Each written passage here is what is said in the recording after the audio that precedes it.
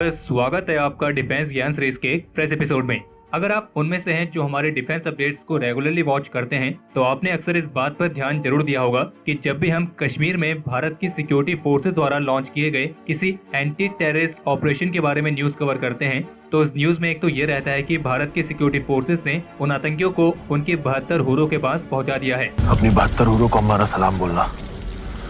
कहना दावत पर इंतजार करें, आज बहुत सारे मेहमान भेजने वाले हैं। लेकिन इसी के साथ एक रिपोर्ट ये भी रहती है कि वो आतंकी जो 72 हुरों के पास गए हैं वो वहां जाने से पहले अपने हथियार जो कि उन्हें दान में मिले हैं उन्हें जमीन पर ही छोड़ गए हैं, जिन्हें हमारी सिक्योरिटी फोर्सेस जब्त कर लेती हैं। और इस तरह के हथियार केवल एंटी टेररिस्ट ऑपरेशंस के दौरान ही नहीं बल्कि कॉर्डन एंड सर्च ऑपरेशन के दौरान भी बरामद होते हैं। लेकिन आप में से ऐसे कितने हैं जिनके मन में ये सवाल आता है कि भारत की सिक्योरिटी फोर्सेस आतंकियों से जो हथियार बरामद करती है उन हथियारों का आखिर होता क्या है? क्या उन्हें सिक्योरिटी फोर्सेस के पर्सनल द्वारा इस्तेमाल किया जाता है या फिर उनको डिस्ट्रॉय किया जाता है? तो इसलिए आज के एपिसोड में हम इसी सवाल के जवाब के बारे में बात करेंगे। So without wasting any time let's begin.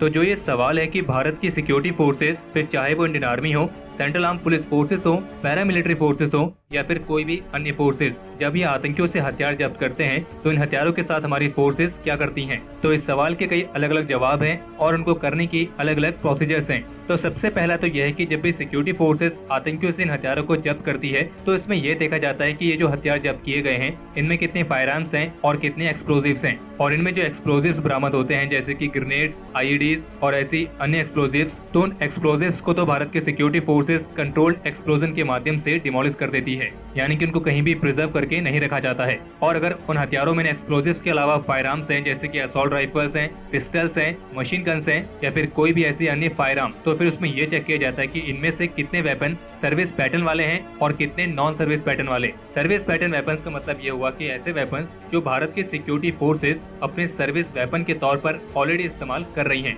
मान लीजिए अगर किसी आतंकी से इंसास राइफल जब्त होती है तो इंसास जो कि इंडियन आर्म फोर्सेस की फिलहाल एक स्टैंडर्ड असॉल्ट राइफल है, तो ऐसे में वो जब्त हुई इंसास राइफल एक सर्विस पैटर्न वेपन में आएगी। और वहीं इसके विपरीत कोई ऐसी असॉल्ट राइफल बरामद हो रही है जो कि भारत की किसी भी सिक्योरिटी फोर्सेस की सर्विस में नहीं है तो उसे रखा जाएगा नॉन सर्विस पैटर्न वेपन्स की लिस्ट में। लेकिन इन दोनों ही कैटेगरी में आने वाले जितने भी वेपन्स होते हैं उन्हें सबसे पहले सेंट्रल ऑर्डिनेंस डिपो में स्टोर किया जाता है और फिर उसके बाद जो सर्विस पैटर्न वाले वेपन्स हैं जिन्हें आप स्टैंडर्ड वेपन्स भी कह सकते हैं उन्हें पहले मॉडिफाई किया जाता है। उनकी क्वालिटी चेक होती है कि वो किस तरीके के वेपन है और एक तरीके की मरम्मत किए जाने के बाद और उन पर टेस्टिंग किए जाने के बाद फिर उन्हें कुछ केसेस में भारत की सिक्योरिटी फोर्सेस को इस्तेमाल करने के लिए भी दे दिया जाता है, क्योंकि भले ही वो एक ऐसे वेपन है जो कि भारत की सिक्योरिटी फोर्सेस ऑलरेडी इस्तेमाल कर रही हैं, लेकिन उसकी ये जांच होना बहुत जरूरी है कि उसकी क्वालिटी कैसी है और सबको सुनिश्चित होने के बाद ही उन्हें भारत की सिक्योरिटी फोर्सेस के पर्सनल इस्तेमाल कर सकते हैं। और वहीं इसकी तुलना में जो दूसरी तरह की कैटेगरी है यानी कि नॉन सर्विस पैटर्न या नॉन स्टैंडर्ड वेपन वाली, तो ऐसे वेपन्स को भी मॉडिफाई किया जाता है, उनकी टेस्टिंग की जाती है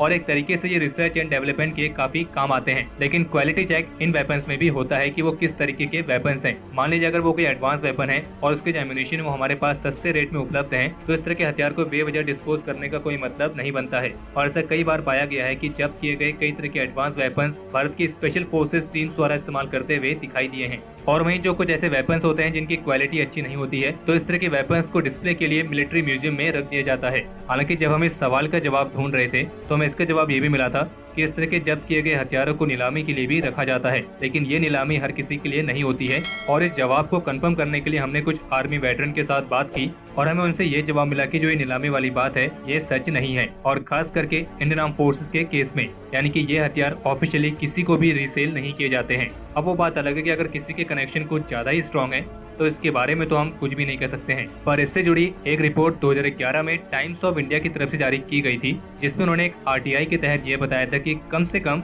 79.32 बोर की चाइनीज रिवॉल्वर्स जिनकी कीमत करीब 2 लाख रुपए के आसपास है और 7.62 mm की माउजर पिस्टल जिनकी कीमत करीब 3 लाख रुपए के आसपास पड़ती है, इन हथियारों को पंजाब होम डिपार्टमेंट द्वारा पिछले 10 सालों में 25,000 रुपए की कीमत पर बेचा गया है। और केवल चाइनीज ही नहीं बल्कि 7 American pistols, 11 German, 3 English, 2 Spanish और कई बेल्जियन और चेकमेट रिवॉल्वर्स और पिस्टल्स भी इसमें शामिल हैं। और इन हथियारों को खरीदने वाले थे पॉलिटिकल लीडर्स और सीनियर ब्यूरोक्रेट्स, और ये वो हथियार थे जो पुलिस द्वारा जब्त किए गए थे। और जबकि इनमें कुछ इंडियन मेड वेपन्स भी जब्त किए गए थे, लेकिन जो खरीदने वाले बायर्स थे उन्होंने केवल बाहर के वेपन्स में ही अपनी दिलचस्पी दिखाई थी और और जहाँ तक इस सवाल की बात है कि जब्त किए गए हथियार क्या भारत की सिक्योरिटी फोर्सेस के पर्सनल द्वारा इस्तेमाल किए जाते हैं या नहीं, तो जैसे कि हमने बताया कि ये डिपेंड करता है कि वो हथियार कौन सा है और उसकी क्वालिटी कैसी है। और अगर इस तरह के हथियार सिक्योरिटी फोर्सेस के पर्सनल्स को इस्तेमाल करने के लिए दिए जा रहे हैं तो वो बहुत ही स्पेशल केसेस में होता है। ऐसा नहीं होता है कि अगर आपको 100 हथियार बरामद हुए हैं तो 100 के 100 हथियार आप सिक्योरिटी फोर्सेस के पर्सनल्स को इस्तेमाल करने के लिए दे देंगे,